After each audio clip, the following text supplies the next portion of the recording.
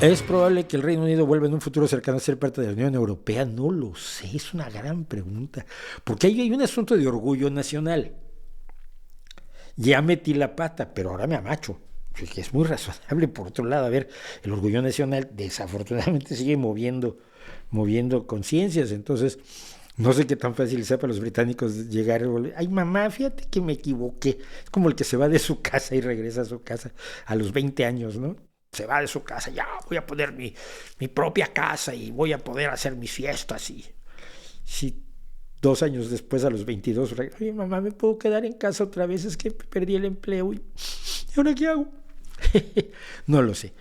Obviamente se le dijo, la posición de la Unión Europea ya oficialmente es que cuando quieran.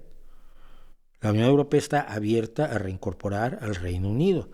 Y si el Reino Unido se vuelve a incorporar a la Unión Europea, se va a quitar además encima otra de las broncas que le está creciendo de manera muy, muy peligrosa dentro del Reino Unido.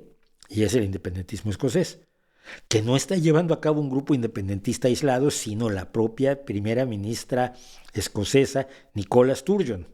Acuérdense que son 3 países, el Reino Unido son 3 países, o 4. Gales, Escocia, Irlanda del Norte e Inglaterra. Entonces, Nicolás Sturgeon, por querer estar en la Unión Europea, cosa que hemos hablado aquí, aquella canción de los escoceses pidiéndole a Europa que les guarden un pedacito del pastel que piensan regresar, se está creciendo el independentismo escocés en los últimos tiempos y se quitarían eso de encima porque si vuelven a la Unión Europea, gran parte de los motivos de Escocia para querer ser independientes en este momento se desaparecerían.